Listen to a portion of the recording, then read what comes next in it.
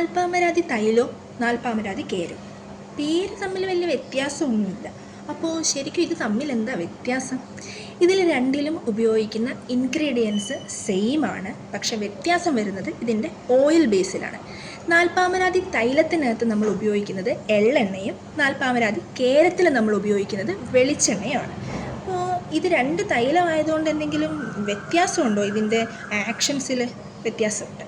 നാൽപ്പാമരാതി തൈലത്തിനകത്ത് എള്ളെണ്ണ ആയതുകൊണ്ട് തന്നെ ഈ എള്ളെണ്ണയ്ക്ക് നാച്ചുറലി ഒരു ഹോട്ട് പൊട്ടൻസിയാണുള്ളത്. അപ്പോൾ ഇത് കുറച്ചും കൂടി ഒരു ഹീറ്റിംഗ് നേച്ചറായിരിക്കും പ്രൊഡ്യൂസ് ചെയ്യുന്നത്. ഇത് deeply penetrated into the skin layers ആയതുകൊണ്ട് തന്നെ നമ്മുടെ സ്കിന്നിൽ ഡീപ്പ് ടാനിങ്, അതുപോലെ തന്നെ ഡീപ്പ് പിഗ്മെൻറ്റേഷൻ, സ്കാറ് ഒക്കെയുള്ള കണ്ടീഷനാണെങ്കിൽ നിങ്ങൾക്ക് നാൽപ്പാമരാതി തൈലം ഉപയോഗിക്കാം. അതുപോലെ തന്നെ നിങ്ങളുടെ skin condition dry to normal skin ആണെങ്കിൽ നിങ്ങൾക്ക് തൈലം യൂസ് ചെയ്യാം, നാൽപ്പാമരാതി തൈലം യൂസ് ചെയ്യാം. അതുപോലെ തന്നെ നിങ്ങൾ ജീവിക്കുന്ന സാഹചര്യം, അതായത് നമ്മുടെ ചുറ്റുപാടുമുള്ള കാലാവസ്ഥ കുറച്ചും കൂടി വിൻ്റർ ആണെന്നുണ്ടെങ്കിൽ, കോൾഡ് റീജിയണിലാണ് നിങ്ങൾ താമസിക്കുന്നതെന്നുണ്ടെങ്കിൽ പ്ലീസ് ഗോ ഫോർ നാൽപ്പാമരാതി തൈലം. നാൽപ്പാമരാതി കേരത്തിനെ പറ്റി അറിയാം. നേരത്തെ പറഞ്ഞതുപോലെ തന്നെ ഇൻഗ്രീഡിയൻസ് സെയിം ആണെങ്കിലും കോക്കനട്ട് ഓയിലാണ് നാൽപ്പാമരാതി കേരത്തിൻ്റെ ബേസ്. കോക്കനട്ട് ഓയിലിൻ്റെ നേച്ചർ തന്നെ കുറച്ചും കൂടെ കൂളിംഗ് ആൻഡ് സുത്തനിങ് എഫക്റ്റാണ് നൽകുന്നത്. അതുകൊണ്ട് ഓയിൽ സ്കിന്നുകാർ, ആക്നെ പ്രോൺ സ്കിന്നുകാർ, സെൻസിറ്റീവ് സ്കിന്നുകാർ ഇവർക്കൊക്കെ യൂസ് ചെയ്യാൻ ബെസ്റ്റ്,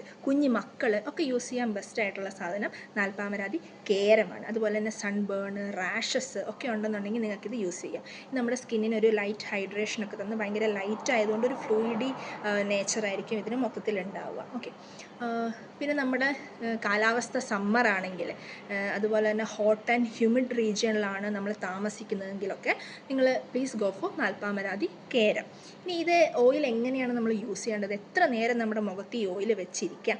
ഒരിക്കലും ഒരു രാത്രി മുഴുവൻ നിങ്ങൾ ഈ ഓയിൽ മുഖത്തിട്ടിട്ടിരിക്കരുത്. ഉറപ്പായും നിങ്ങളുടെ സ്കിന്നിനെ അത് ബ്രേക്ക് ഔട്ട് ചെയ്യുകയുള്ളൂ.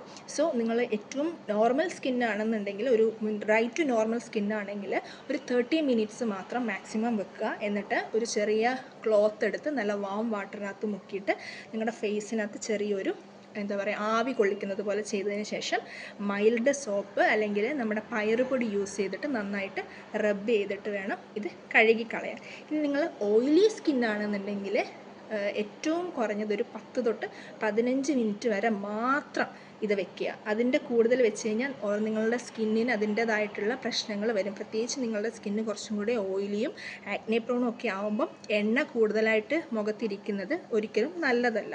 നിങ്ങൾ ഈ പറഞ്ഞതുപോലെ തന്നെയാണ് ഇത് വാഷ് ചെയ്ത് കളയേണ്ടത്. എത്ര എമൗണ്ടിൽ ഓയിൽ എടുക്കണം?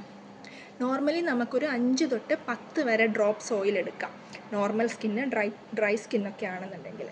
നേരത്തെ പറഞ്ഞതുപോലെ തന്നെ നിങ്ങളുടെ സ്കിൻ കണ്ടീഷൻ മാറുന്നതിനനുസരിച്ച് ഓയിലി സ്കിന്നുകാരൊക്കെ ആണെന്നുണ്ടെങ്കിൽ നിങ്ങൾ മാക്സിമം 5 ഡ്രോപ്സ് ഓയിൽ മാത്രം എടുത്ത് യൂസ് ചെയ്താൽ മതി. ഇതൊക്കെ മെഡിസിൻസ് ആണ്. അപ്പോൾ നിങ്ങൾ ഇൻഫ്ലുവൻസേഴ്സൊക്കെ പറയുന്നത് കേട്ടിട്ട് യൂസ് ചെയ്യരുത്. നിങ്ങളുടെ സ്കിൻ ടൈപ്പ് അനുസരിച്ച്, നിങ്ങളുടെ റീജിയൺ അനുസരിച്ച്, ഈ കാലാവസ്ഥ അനുസരിച്ച് മാത്രം ഇത് ഒരു പ്രിസ്ക്രിപ്ഷനോട് കൂടി മാത്രം യൂസ് ചെയ്യാൻ വേണ്ടിയിട്ട് ശ്രമിക്കുക.